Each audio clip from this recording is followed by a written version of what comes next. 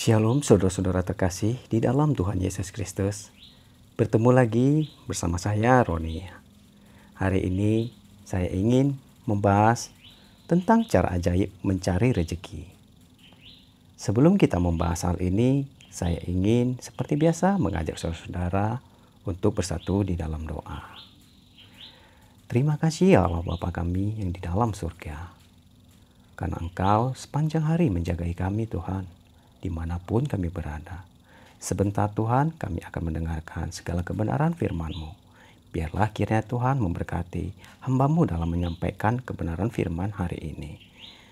Biarlah kuserahkan semuanya ke dalam tangan-Mu saat ini. Terima kasih Allah Bapa kami, terima kasih Yesus, kami serahkan semuanya ke dalam tangan-Mu. Haleluya, amin. Baiklah saudara-saudara terkasih di dalam Tuhan Yesus Kristus. Sebelum saya membahas tentang cara ajaib mencari rezeki, ada satu ayat firman yang sangat menarik. Ini saya buka di dalam Matius 7 ayat yang ke-8. Dengarkan firman Tuhan ini dengan baik. Demikianlah firman Tuhan. Karena setiap orang yang meminta, menerima. Dan setiap orang yang mencari, mendapat. Dan setiap orang yang mengetuk, baginya pintu dibukakan. Apapun yang ingin kita minta dari Tuhan, mintalah dengan ketulusan hati. Bukan dengan keinginan-keinginan dunia kita. Cara ajaib mencari rezeki. Mungkin tema ini agak sedikit berbeda dan sedikit membingungkan. Tapi di sini saya coba untuk menyederhanakannya menjadi kehidupan kita yang kita jalani sehari-hari. Ada filosofi yang mengatakan kerja keras banting tulang untuk mencari kekayaan. Filosofi ini sangat membuat mindset kita begitu salah karena untuk mencari rezeki kita tidak perlu banting tulang. Tuhan menciptakan tulang kita agar kita bisa digunakan sebaik-baiknya, bukan memaksakan apapun segala pekerjaan itu dengan cara membanting tulang kita. Mencari rezeki itu sama seperti mencari wanita. Kenapa saya katakan seperti ini? Uang sama juga seperti wanita. Kalau kita mengejar uang, uang akan selalu mempermainkan kita. Sama halnya dengan perempuan. Saat kita mengejar wanita terlalu berlebih, perempuan akan jauh daripada kita. Tapi saat kita berhenti dan tidak mau lagi mencari dia, suatu saat pasti dia akan pernah memberikan respon kepada kita. Kalau uang semakin jauh, semakin dikejar, itu yang akan membuat kita menjadi jenuh dan stres untuk bekerja. Katakan dalam dirimu bahwa saya lebih berharga daripada uang. Ada beberapa prinsip yang saya pakai untuk memancing uang. Sebelum saya bahas hal ini, saya ingin bertanya kepada saudara-saudara sekalian. Pernahkah Anda berpikir? Tolong dijawab dengan jujur. Saat Anda bekerja sampai lembur, apakah Anda pernah merasa mendapat kepuasan dengan hasil kerja Anda itu?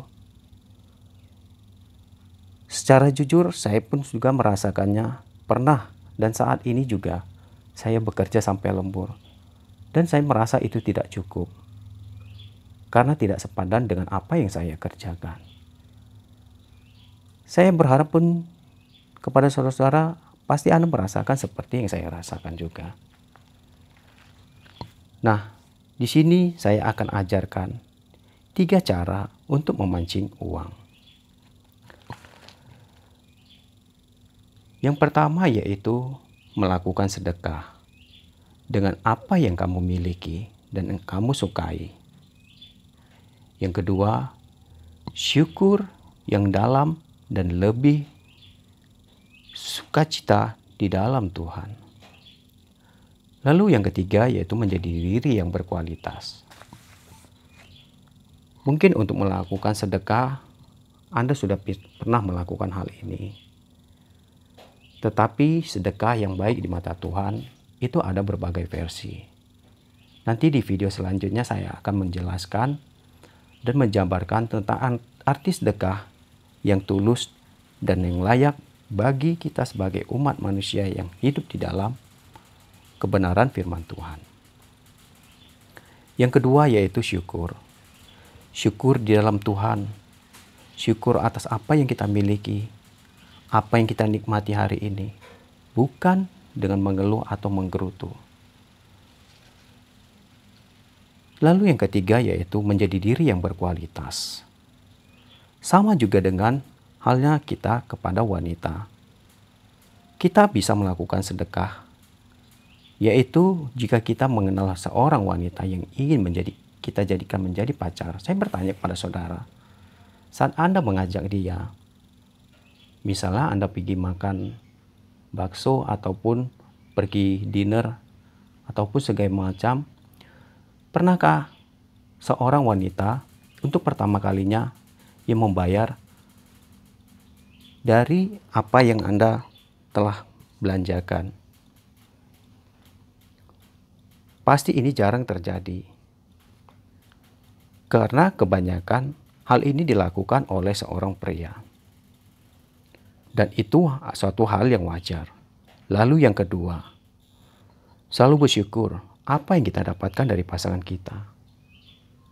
Misalnya, tidak ada wanita yang sempurna di dunia ini. Tetapi kita selalu bersyukur apa yang dimilikinya, apapun kekurangannya, apapun kelebihannya. Kita tetap harus selalu bersyukur. Dan tidak mencari apa yang kekurangan ada pada diri wanita tersebut. Lalu yang ketiga yaitu menjadi diri yang berkualitas.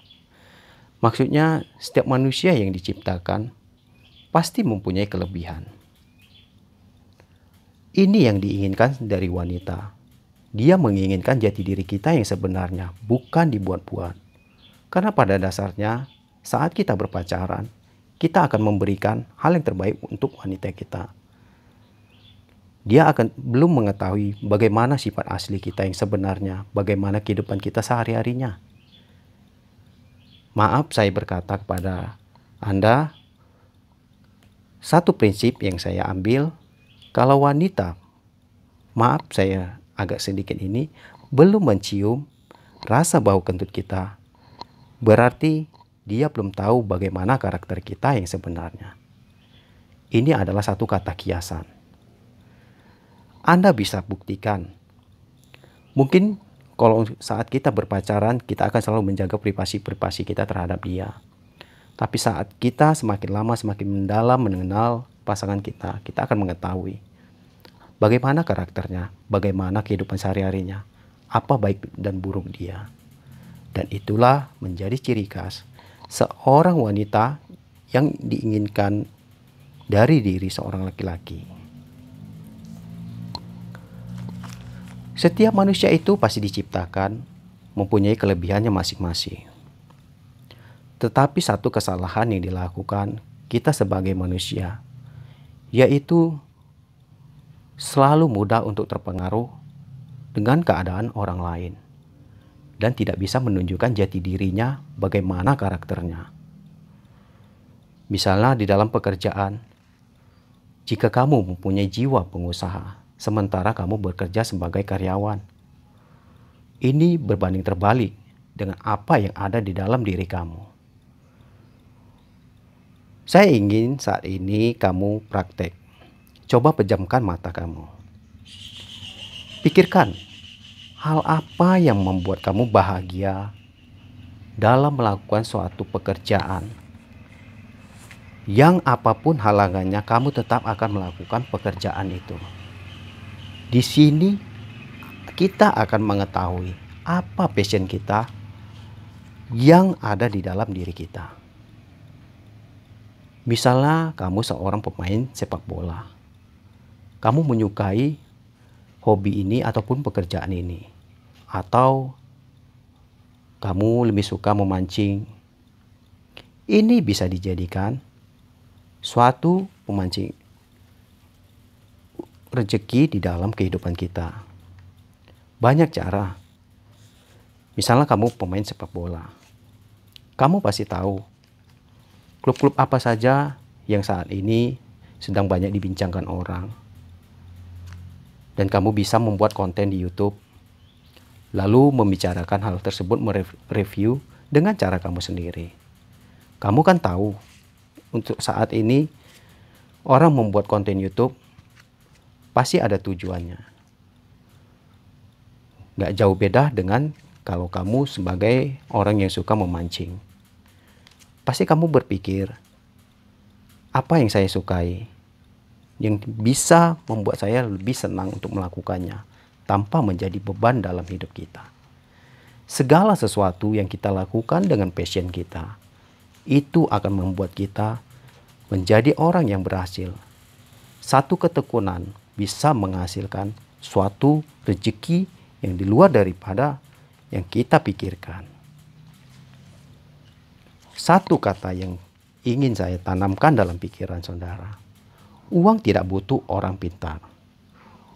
Uang butuh orang yang paham untuk cara memancingnya. Untuk memancing uang sama seperti kita memancing ikan. Kita pasti tahu bagaimana pancing yang terbaik dan umpan yang terbaik untuk mendapatkan ikan yang kita inginkan. Sama seperti kita memancing uang. Karena sifatnya uang, kalau kita pancing dia akan membuat kita menjadi orang yang bodoh, yang selalu berusaha keras untuk mencari dan mencari.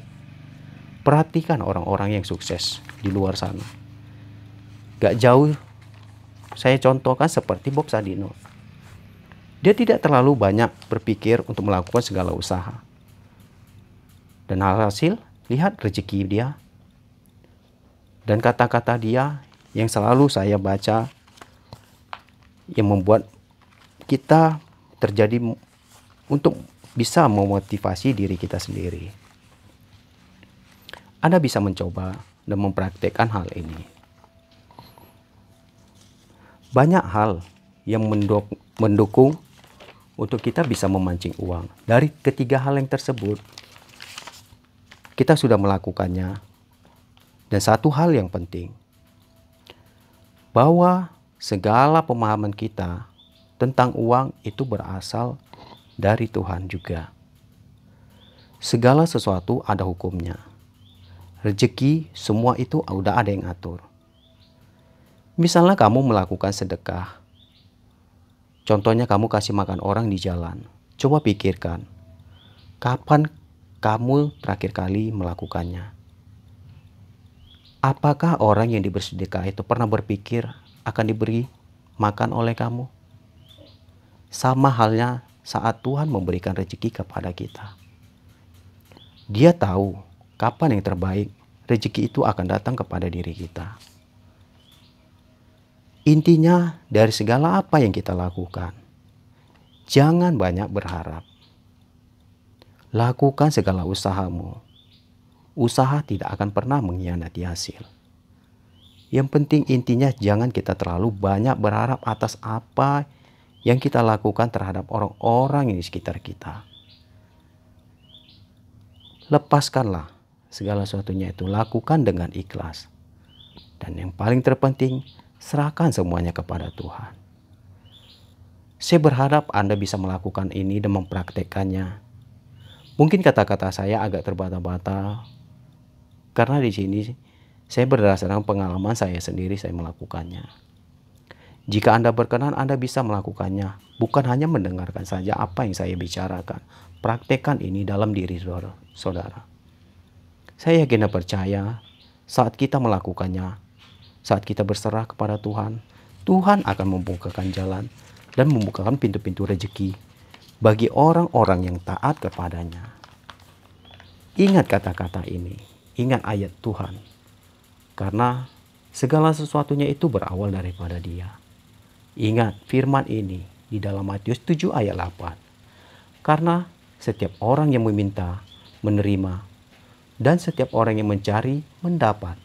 Dan setiap orang yang mengetok, baginya pintu dibukakan.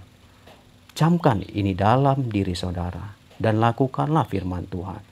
Tiada yang mustahil bagi Dia. cara ajaib ini untuk mencari rezeki ini. Kenapa saya membuat tema ini? Karena ini di luar dari pikiran kita sebagai manusia biasa. Dan saya Roni, saat ini saya ingin mengajak saudara-saudara untuk bersatu di dalam doa.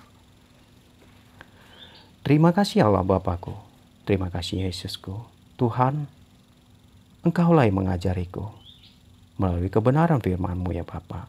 Apapun yang keluar dari mulutku dan pikiranku, Tuhan, jaga hati, pikiran, dan segala apapun yang kulakukan Tuhan.